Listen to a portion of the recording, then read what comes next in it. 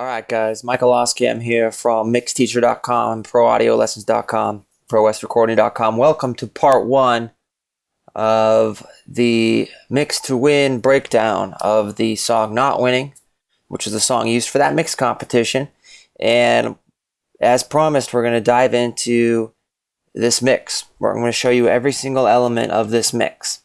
Now, hopefully you've taken the time to go to mixtowin.com, MIXTOWIN, Mix to Win, and had an opportunity to download the session files.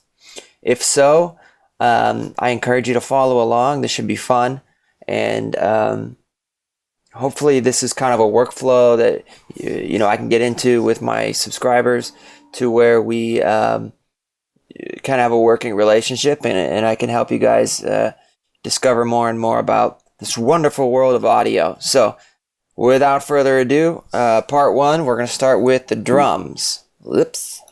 So this song is unique in that we don't have multi-track drums. Okay, so what's fun about a mix competition like this, or when you're handed a session, is it's very similar to real world. People like myself, when we get hired to do mixes, we don't really know what we're going to get, right? So we pull in the files, we take a listen, we go through each instrument, kind of get a feel for the song, so on and so on and so forth. So, and then you're kind of stuck working with what you got, right? So in this case, a lot of this is less than ideal. Let's go through what we have here. We have drums left and right. Now, if you solo them up, they're kind of, I don't even know how these were tracked. I couldn't even quite figure it out myself. It sounds as though they were mono, okay? And I do believe they are. So a left and right makes no sense. I'm going to explain why I did that here in a second. We go down, we have bass, one bass track, a couple acoustic guitars, and then a bridge part, and some keys and vocals. So very straightforward, not a lot to work with. And somehow we have to make it sound big and full and as good as possible, obviously. So if we take a look at the drums, I'm going to set up a loop here. And let's solo these up.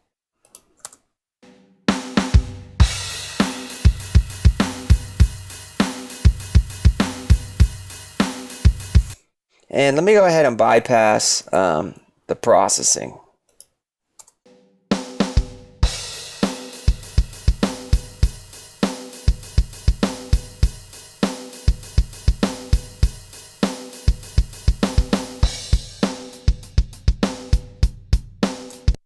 So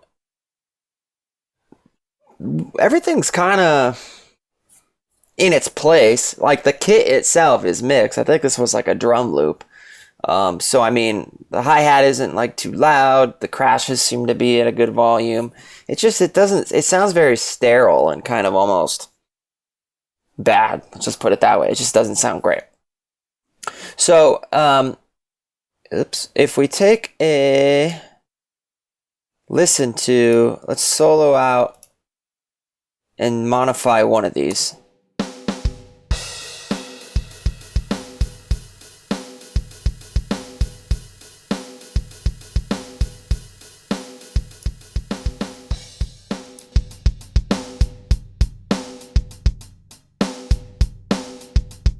It just sounds better to have them panned out left. You could run this as a mono channel, and I think some of you guys may have done that, and that's okay. In my opinion, even though it's duplicate information, it sounds more full if we just separate them out. So that was a game time decision that I made, and I went with it. Now, you'll notice I don't have any inserts going on the drum left and drum right at all. I have them summed together through an aux channel that I've named drum sub.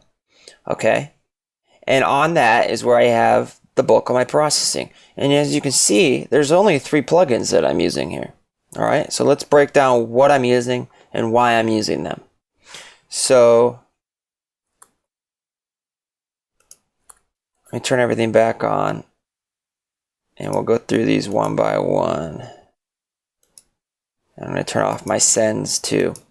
So I have the Pro Q2, my favorite EQ plugin, It's great for surgical type moves, which is what we needed to do in this case, because when working with a loop, you don't have individualized tracks to where you can process the low end separately than the high end, and so on and so forth. So what some people will do in this case is they'll duplicate the tracks out, and they'll have one set of tracks that they only process the low end information, say 500 hertz and down, and then they have the other two sets of tracks and they process the high information, 500 hertz and up, and then they sum those together through an aux. I played around with that, didn't like the way it sounded, so I decided to get just a little more surgical with a Pro Q2, and this is the EQ curve that I was able to come up with. In listening to the drum loop, what did I really feel was missing? Why don't I play it back here with no processing? You guys take a listen for yourself and take mental note. What is missing from this drum sound?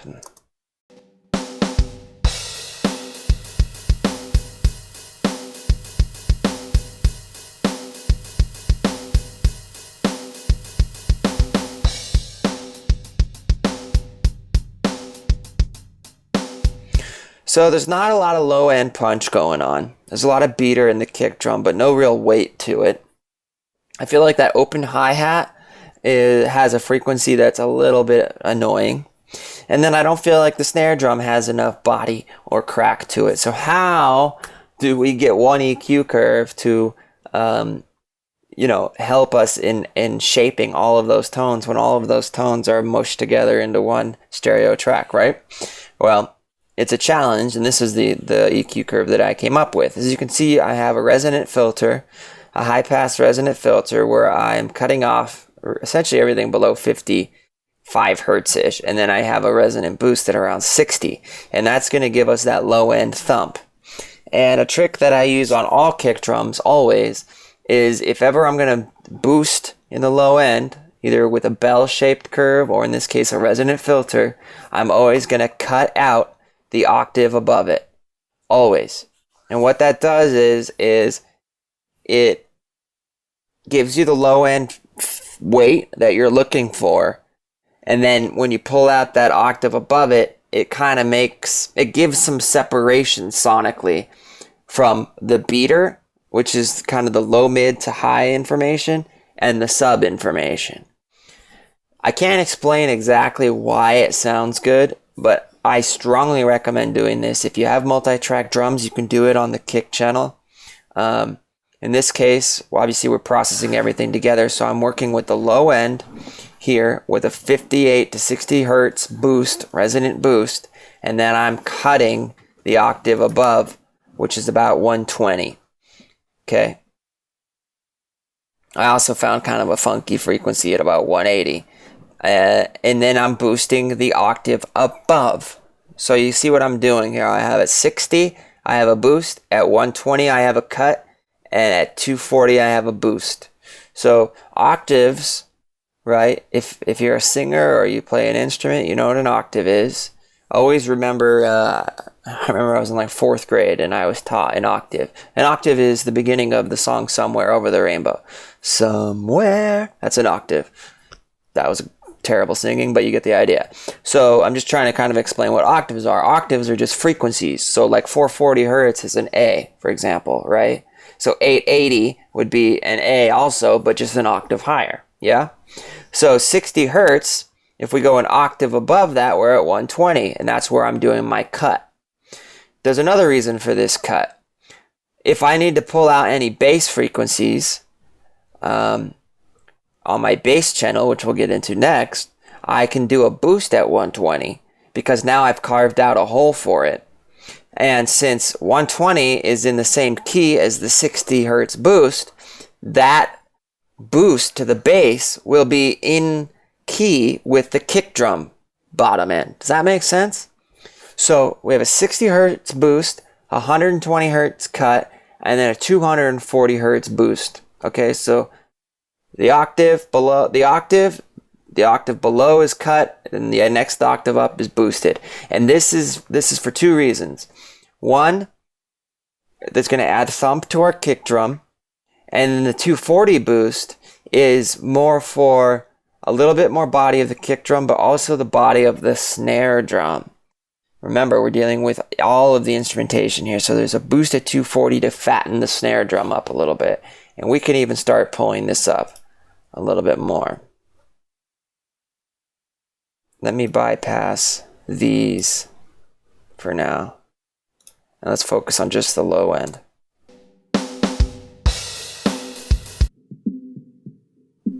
So there's the 240 boost.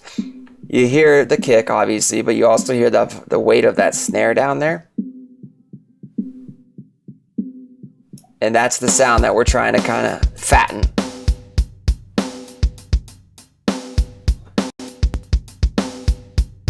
Let me bypass the plugin altogether. See how the bottom end of the kick falls out? Here we go again. Let me kick it in.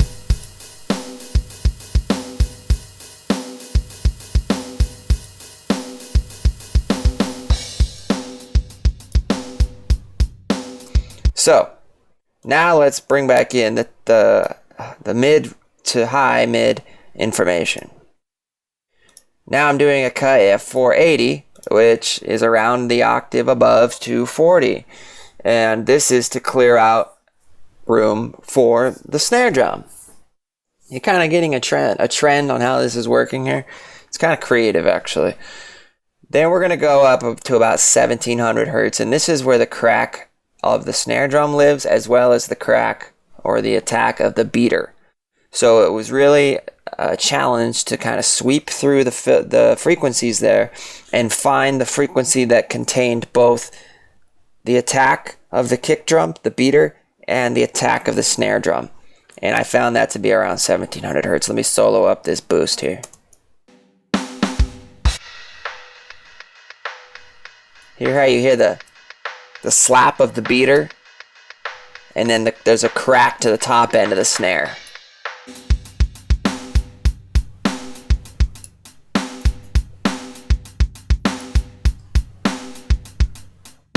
Now, if you're looking at this visually, you'll see this notch I did at about 5K, and that's where that hi-hat's living.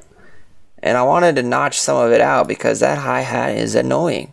And you can even visually see that there's a spike in this frequency. If I bypass the notch, this is right where that hi-hat is living.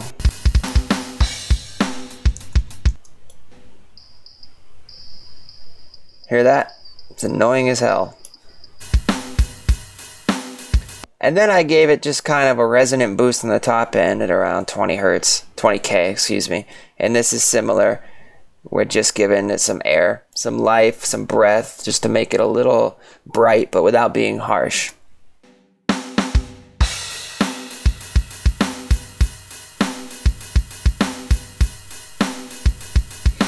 Now, we could conceivably do this in two stages. We could use this EQ to do just the subtractive EQ and then compress and then go back and do the additive EQ, right? Which is what I'm an advocate of. But in this case, it didn't seem to really matter since I'm doing mostly cutting. These boosts, with the exception of the two in the middle, are pretty normal. They're just resonant filters. So they're not even really like boosts. I mean, they're boosts, but not in a traditional sense. They're more of just resonant filters. That's the only way I can explain it. These boosts here, we could certainly do after the compression, but I feel like I want to hit the compressor with these frequencies. I've tried it both ways, and this way is the way that I landed on. So I'm then going to run it into even more tone shaping before we hit the compressor, and that's max bass. And this is to get the bottom end and the weight of the snare drum to really pop out even more. So watch how this plugin is affecting it. Let me take it out first, and then I'll kick it in.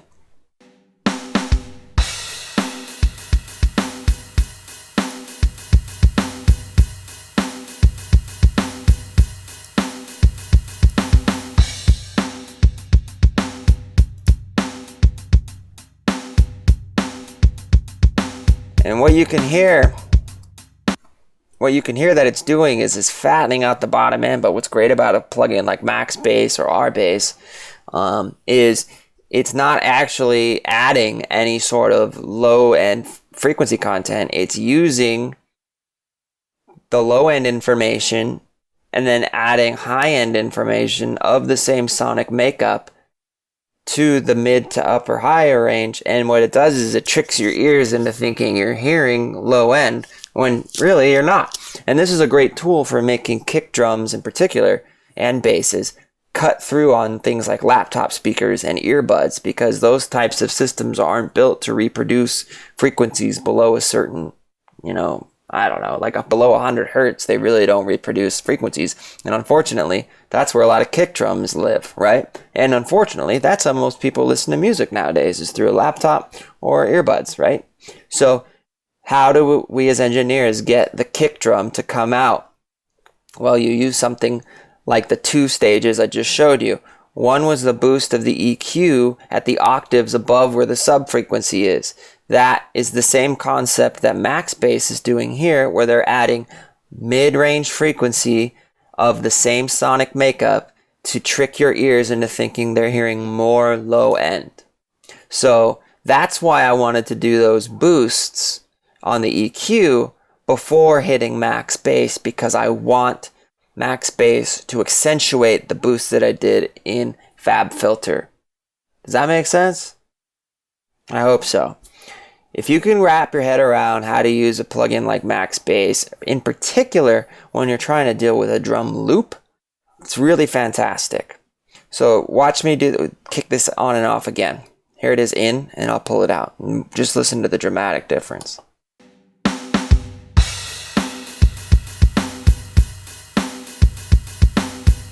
Out.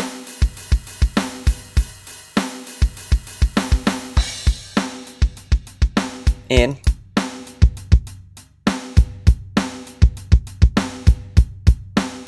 We have weight to the bottom end of the kick.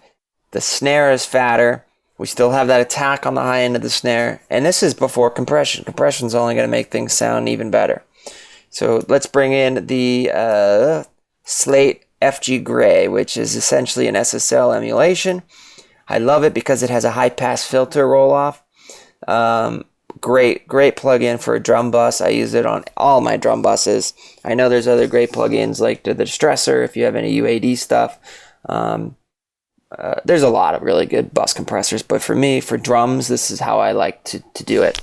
I have a medium attack and release time, 4:1 ratio, and I have a high pass filter at 40 hertz. And if you've never been explained why a high pass filter is important on something like a compressor, now is the time. What this is it's not an EQ, so it's not going to shape the tone of anything. This, however, is telling the compressor which information to look at, or more specifically, to not look at. So if I have a high pass filter on this compressor at 40 hertz, this compressor is not going to react to any frequencies at 40 hertz or below, which is important because low frequencies like that are powerful and they can cause your compressor to overreact or overcompress. And that's where, especially, kind of intermediate level to beginning, mix engineers can get into a lot of trouble. So get in the habit, if your plugin offers that, to roll off the high pass filter up to about 35 to 40 hertz so that all of that low rumbly information isn't affecting your compressor, because this compressor, as you recall, is on the bus for the drums. So this compressor is affecting the entire drum sound. Let's take a look at how much we're knocking off here.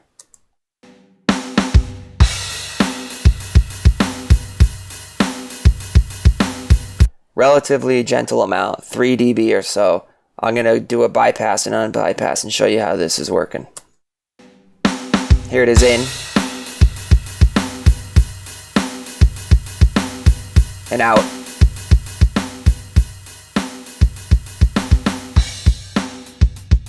In.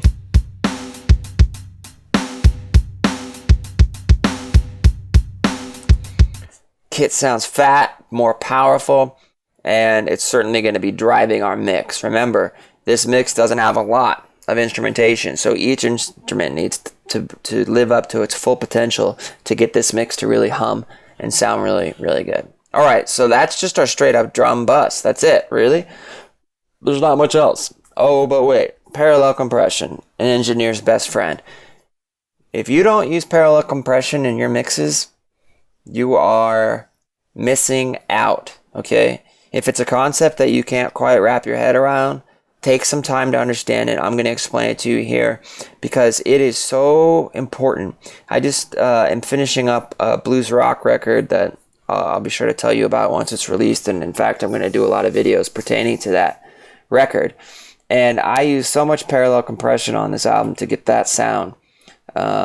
It's a technique that you have to use to be competitive against other mixes in the current music marketplace. So, put very simply, parallel compression is this. You take your normal uncompressed or moderately compressed track, drum kit in this case, drum bus, and then you also have a duplicate of that exact same bus or that performance or that drum kit, and you overcompress the heck out of one of them. Because when something's compressed, there are elements to being, let me rephrase, when something's overcompressed, there are elements to it that are desirable. It sounds good. There's a lot of snap and crack on your snare drums. The bass drum, the kick drum sounds fat. Like, it just sounds good. But it also sounds like a mess if it sounds just overcompressed and horrible. So when you use parallel compression, you get the best of both worlds. You get your straight up, normally processed drum sound, and then you get to mix in or tuck underneath a really, really compressed copy of the same thing, and the two blend together and give you this really fat sound. So it's been described as you get the best of both worlds. And I hate when people say that, and I just said it. So I kind of want to kick my own ass. But that is the truth. So this is my parallel chain. I almost always use the Waves 1176, CLA 76. And you can go 4-to-1, 8-to-1. We can go 8-to-1 in this case, 12-to-1, 21. You want a higher ratio. You want a very fast attack, very fast release, and you want to compress the heck out of it.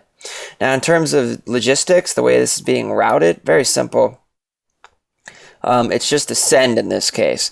So, I think. Wait, how did I set this up? Let me take a look real quick.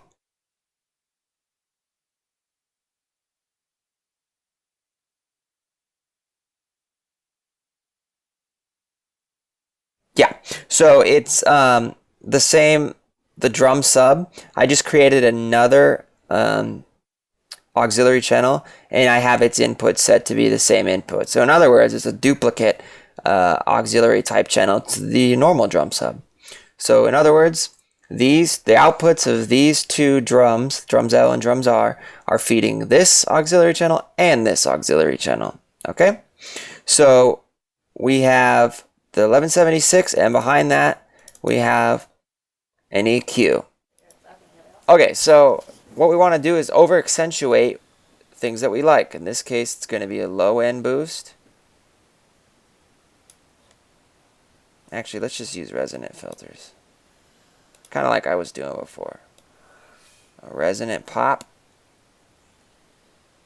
like such. And a resonant pop like that. Let's flatten the Q. Kind of like that. And a duck in the middle. Get a little smiley face. Now, let's hear that.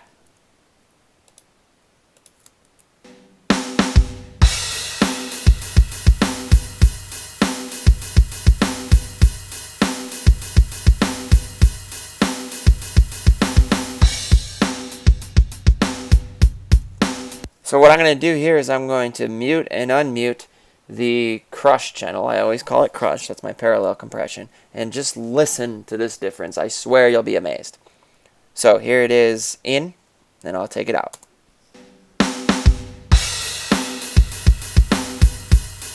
Out.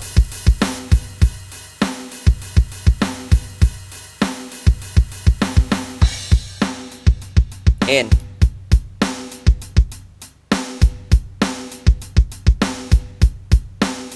Out.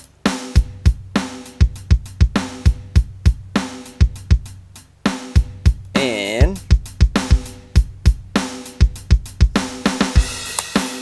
Oh my gosh, doesn't that sound great, guys? I mean, that's really a difference maker right there.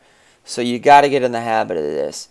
And don't worry, we're going to go over this again because you can see I have a send on this drum sub, and that's called mix compression. I actually use parallel compression on my entire mix. So as we near the end, I'll show you how to set that up. So strongly suggest using parallel compression. Now the last little bit of this is some drum verb, and normally I would take if I had multi-track drums, I would take the sends off of each individual channel so that I could determine individually how much of each instrument I wanted to send to the reverb. So like for instance, I would usually send more snare drum to the reverb than kick drum. I usually don't send any kick drum to the reverb. So with this case, we have to be kind of gentle with it because it's a stereo channel. We don't have any control over the individual instrumentation of the drum kit. So, as you can see, we have the drum verb send. It is not pre-fader in this case. Don't want it to be. And it's going to this effects channel here, which I've named drum verb. And I decided to use the Manny Marroquin Big Drums preset. And I kind of tweaked some of the parameters, including the pre-delay. It's a Hall. Sounds good. Find a reverb that you like. Logic has great stock reverbs.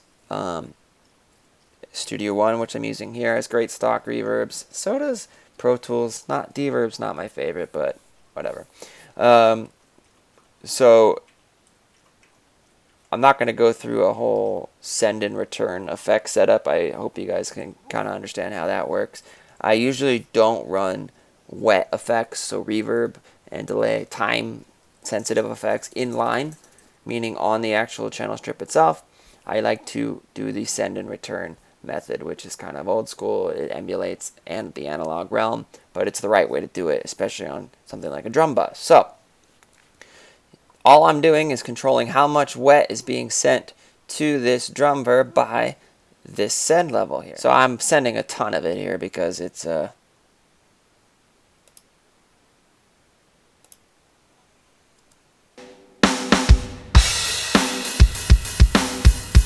so this drum verb, this send is determining how wet, or how much we're sending to the wet effects. And I'm going to back it off because that's a lot.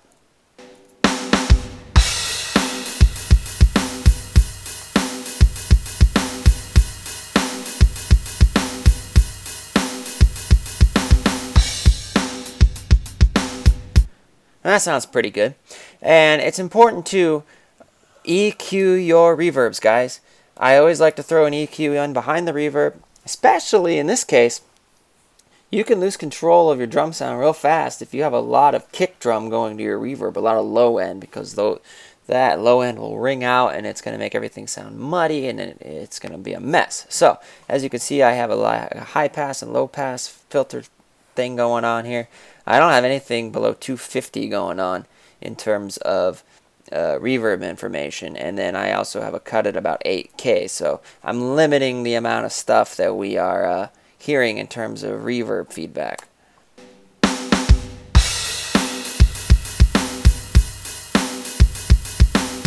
Here it is without reverb.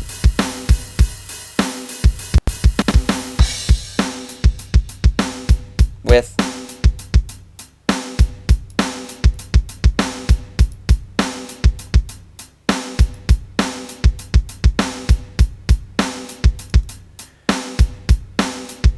The tail is a little long. I'm going to back it off a little bit.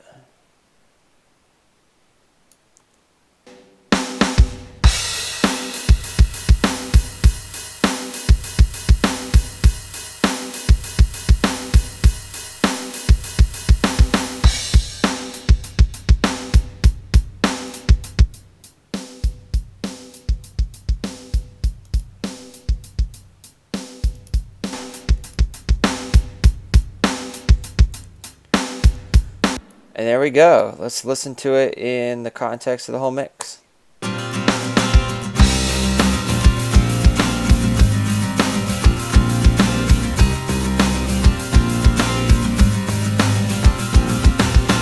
It's so hard to think that deep down you don't really love me in my heart. A very good drum sound compared to what it was before. Let's bypass all of the inserts on the drums, and let's mute the parallel compression and the drum verb, and just take a listen to what the drum sounded like in the context of the mix without any processing.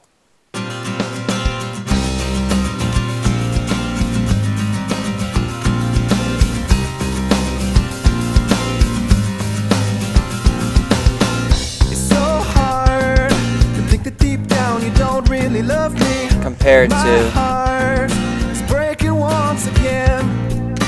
And this time I just may try to get in your mind and break you.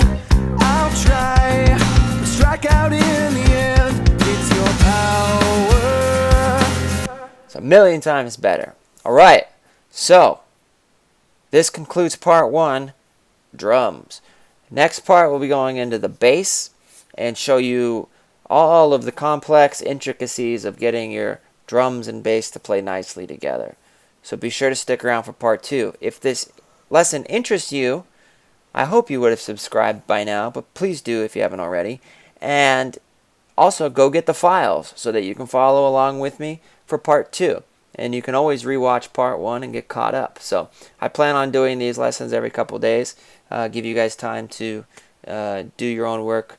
And then my hope is that at the end of this, we'll reopen the submissions for the mix competition, and with you guys using the techniques that I've taught you, you'll be able to submit better mixes so I can pick a winner, and that winner will get to get some cool prizes. So stay tuned.